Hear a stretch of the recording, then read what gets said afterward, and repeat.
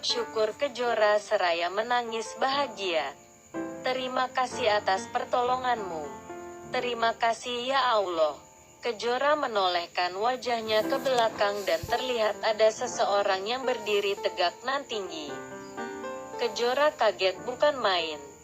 Ternyata ucapan yang baru saja ia dengar ternyata berasal dari bibir seorang pemuda yang beberapa menit ini menghampirinya. Jenengan Mas, ucap lirih Kejora serasa malu dan bahagia. Maaf tadi tidak sengaja dengar pembicaraan kalian. Dan kebetulan hasil musyawarahnya menjadi solusi buat kamu Mbak. Lanjut Fajar menjelaskan. Kejora, terima kasih Mas. Beribu terima kasih atas bantuannya. Fajar, berterima kasihlah kepada Allah. Karena ini kehendaknya. Kejora dan Fajar serasa ada sesuatu yang mulai tumbuh. Entah perasaan apa yang mereka rasakan. Mereka sedikit ada perasaan malu-malu. Sedikit saling pandang dan selalu berkedip karena takut akan jatuh cinta sebelum pernikahan. Tiba-tiba suara Santi membuyarkan bayangan-bayangan semu mereka berdua. Secepat kilat Fajar fokus tujuan kembali lagi ke kantor pengurus. Oh ya Mbak Santi, saya mau pakai laptopnya untuk membuat pengumuman. Ucap Fajar sedikit gugup. Iya Kang Fajar, silahkan. Kebetulan tidak dipakai. Jawab Santi merasa sedikit aneh perilaku mereka. Fajar mempersiapkan kelengkapan laptop dan bergegas meninggalkan Santi dan Kejora. Fajar, terima kasih Mbak Santi. Laptop saya bawa ya. Assalamualaikum. Santi dan Kejora. Waalaikumsalam. Baru saja Fajar membalikkan badannya dan baru beberapa langkah berjalan tiba-tiba berhenti lagi karena ada suara yang memanggilnya. Mas Fajar, sapa Kejora sebelum Fajar pergi. Dengan sangat pelan Fajar berbalik kembali tubuhnya dan melihat mata Kejora yang berbinang-binang bahagia. Terima kasih, kata dari Kejora untuk Fajar. Sama-sama, kata berulang untuk Kejora dari Fajar. Fajar melanjutkan langkahnya menuju tempat untuk membuat pengumuman. Sedangkan Kejora yang masih dalam suasana terharu atas kejadian yang baru saja terjadi merasa berhutang budi pada Fajar.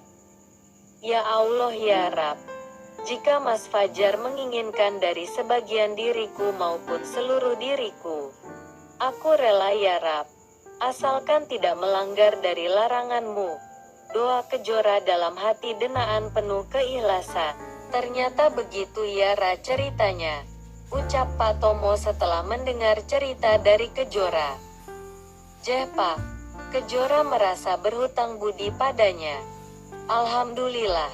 Ternyata tidak terjadi apa-apa pada kamu Ra.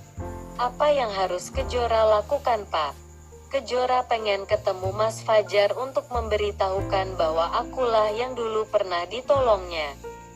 Apa kamu mencintainya Ra? Mboten Pak.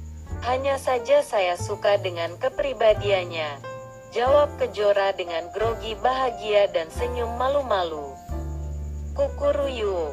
Pagi itu Fajar sedang mengambil air wudhu untuk menunaikan kewajibannya. Dia terlihat masih terbayang dengan wajah gadis itu. Gadis itu, sepertinya aku pernah mengenalnya. Tapi di mana ya? Fajar, ucapan Ibu Ratih mengagetkan lamunannya. Astaghfirullahaladzim. Iya Bu.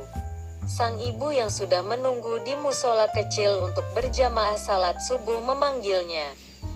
Cepat nak, sebentar lagi siang. Wes lah, ojo mikir seng ora-ora, gerutu dari mulut Fajar. Fajar mempercepat gerakannya dan menuju musola itu. Bu, ayo kita mulai. 5 menit telah berlalu dan sholat pun telah usai.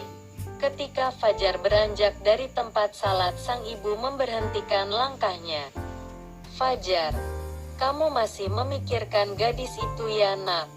Mboten bu, tadi Fajar hanya ngantuk, helanya. Nak, jika kamu suka padanya, kamu mencintainya, maka kejarlah dia. Kenalkan dengan ibu. Ibu akan merestuimu. Kalau perlu kita ke rumahnya. Dan ingat nak, jadikanlah dia istrimu. Benarkah itu bu? Jika ibu menghendaki demikian, insya Allah Fajar akan mewujudkan bu. Matahari mulai memperlihatkan cahayanya. Menit demi menit telah berlalu. Kejora berpamitan kepada Pak Tomo untuk pergi ke pasar karena harus membeli perlengkapan dapur. Pak, Kejora pamit dulu. Assalamualaikum. Waalaikumsalam Ra. Hati-hati. Tak lupa Kejora sungkem dengan Pak Tomo dan di depan rumah sudah terparkir sepeda buntut yang akan menemani Kejora. Di sisi lain Bu Rati juga bersiap-siap untuk menuju pasar.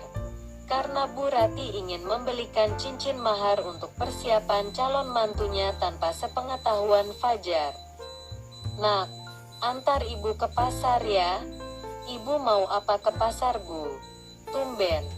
Biasanya atau 2 hari sebelumnya ngabari Fajar dulu kalau mau ke pasar. Ini, perlengkapan dapur sudah mulai habis nak. Perasaan di kulkas masih lengkap bu. Sudah, ayo cepetan keburu siang. Jeh bu.